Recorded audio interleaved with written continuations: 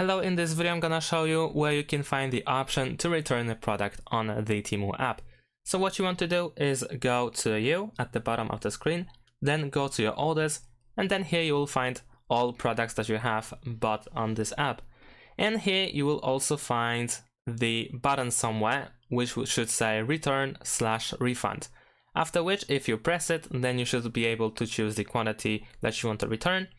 And after that, you can decide, you can choose the reasons for the refund or return.